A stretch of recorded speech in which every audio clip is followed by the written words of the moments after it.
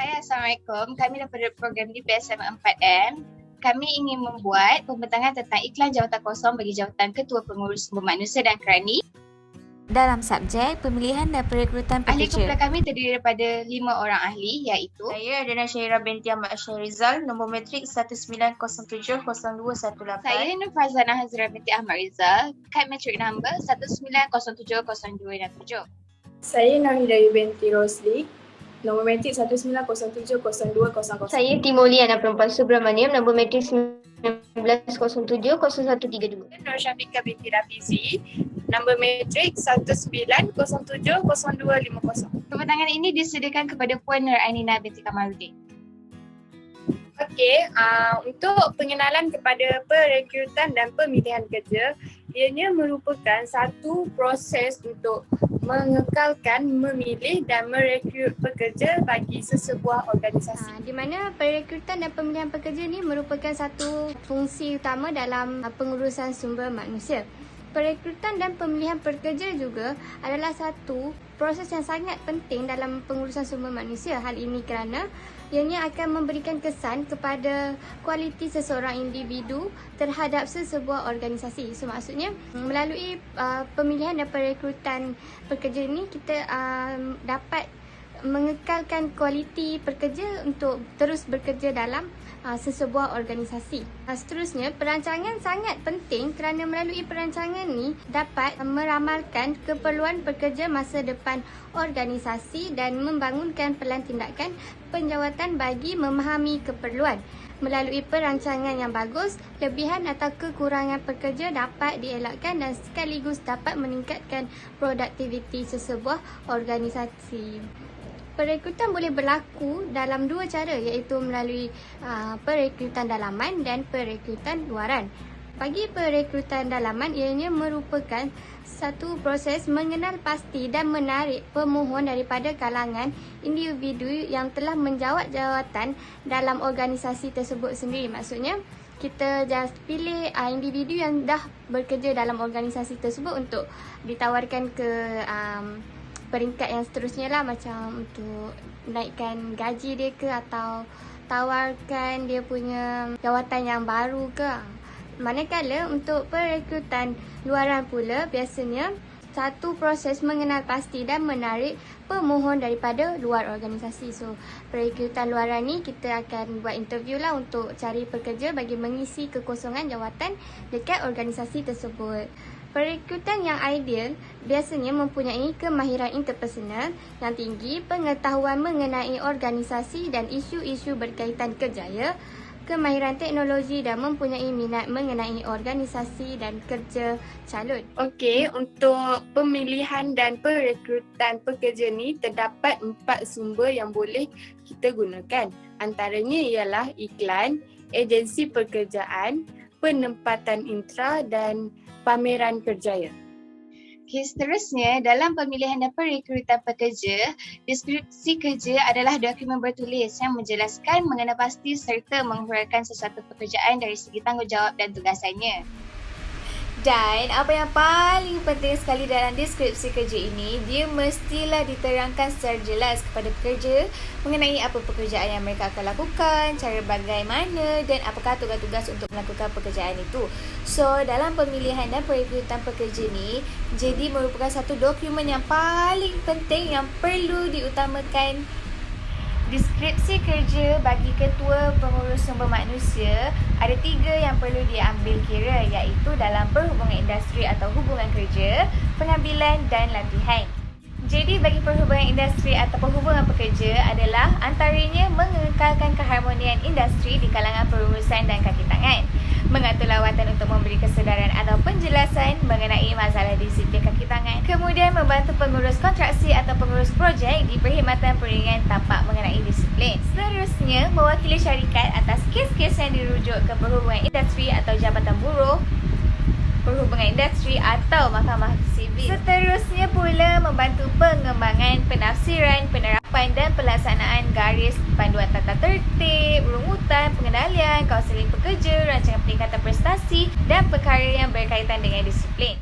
Okey, sebenarnya banyak lagi JD yang ada dalam kategori perhubungan industri ataupun hubungan kerja ini. Kita pergi ke pula pengambilan di mana seorang ketua pengurus sumber manusia mestilah dapat mengembangkan, mendorong dan menguruskan kitaran penuh aktiviti pengambilan termasuk sumber pemilihan, perundingan cekap ataupun onboarding dan mewujudkan saluran pipe yang sihat untuk calon berkaliber di mana calon tu sangat-sangat-sangatlah. Dan seorang ketua pengurus sumber manusia juga perlu memimpin, mengurus dan melatih pasukan perekrutan ke arah pengambilan dinamik. Seterusnya, untuk mengenal pasti saluran sumber baru iaitu pemburuan kepala, media, sosial, rangkaian dan lain-lain. Kemudian, seorang ketua sumber manusia juga jadinya adalah untuk bekerjasama dengan pengurus pengambilan pekerja di pelbagai peringkat untuk mendapatkan pemahaman menyeluruh mengenai keperluan pengambilan pekerja mereka dan keperluan dan menyampaikan di luar jangkaan. Akhir sekali kita pergi kepada latihan di mana ia merupakan salah satu kategori ataupun aspek dalam JD seorang ketua pengurus sumber manusia. So, bagi seorang ketua sumber manusia, dia mestilah memantau pasukan orientasi pekerjaan baru untuk memacu program orientasi pengambilan pekerja baru termasuk penciptaan individu rancangan latihan. Kemudian, ia mestilah merancang, mengurus dan memantau anggaran latihan yang ditetapkan. Kemudian, menilai program latihan dan pembangunan. Dan akhir sekali, benda ni sangat penting iaitu di mana seorang ketua pengurus sumber manusia mestilah bertanggungjawab atas apa-apa tugas ataupun tanggungjawab lain yang diberikan dari semasa ke semasa. Jadi, bagi sesiapa yang ingin mencalonkan diri atau memohon untuk jawatan Ketua Pengurus Sumber Manusia di syarikat S.Dr. Sdn Bhd, pastikan anda boleh terima dan anda tahu apa tugas-tugas anda dalam syarikat ini supaya anda tidak terlepas satu pun dan dapat membantu syarikat untuk mencapai matlamat organisasi. Jadi bagi jawatan kerani pula, salah satunya adalah bertanggungjawab ke atas penyelenggaraan sistem kehadiran, menyiapkan atau memantau dan mengumpulkan kad penebuk. Selain itu, untuk menyusun dan berhubung dengan admin laman web mengenai daftar tugas bulanan dan laporan kehadiran, kemudian membuat laporan kehadiran staf bulanan untuk tujuan tuntutan, kemudian untuk menangani penerbitan dan penyediaan surat tunjuk sebab atau amaran mengenai kesalahan kaki tangan. Seterusnya, untuk membantu proses pendaftaran, penyelarasan dan proses pembayaran. Dan akhir sekali, untuk menolong tugas sumber manusia lain yang mungkin timbul dari semasa ke semasa.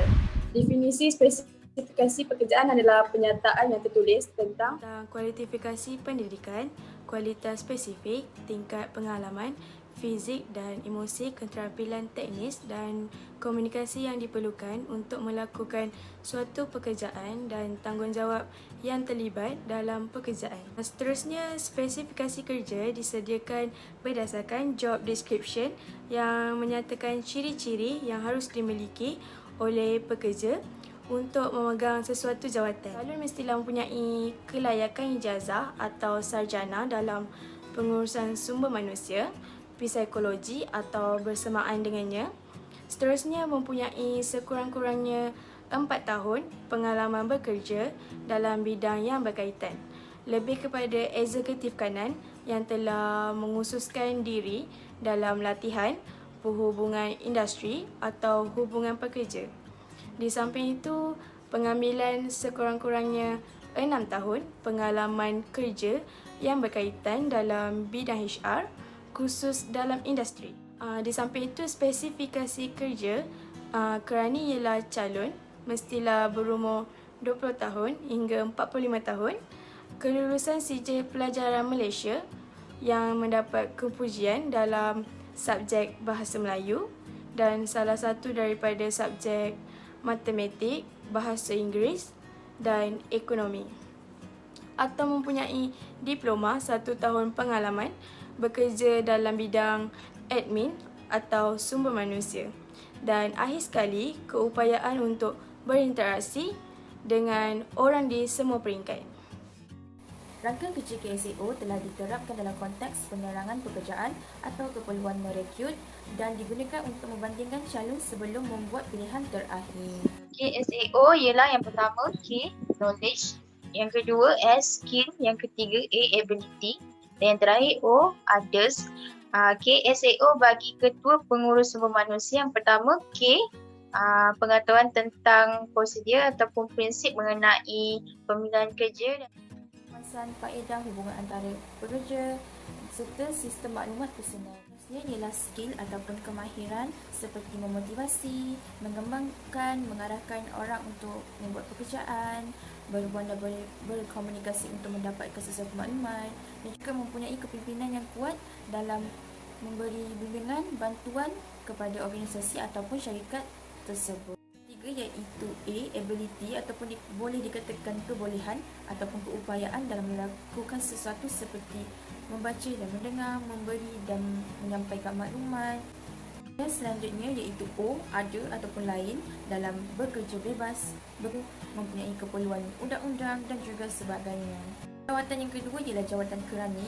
KSAO yang perlu ada. Yang pertama K, kelulusan dalam SPM, mempunyai kepujian dalam bahasa Melayu ataupun subjek yang lain.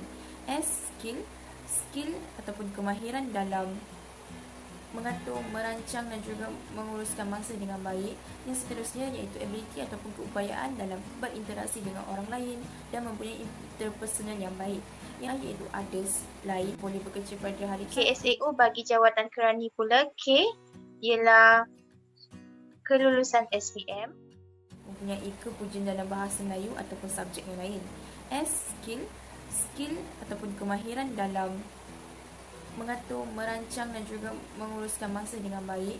Yang seterusnya iaitu ability ataupun keupayaan dalam berinteraksi dengan orang lain dan mempunyai interpersonal yang baik. Pula bersikap ringan tulang.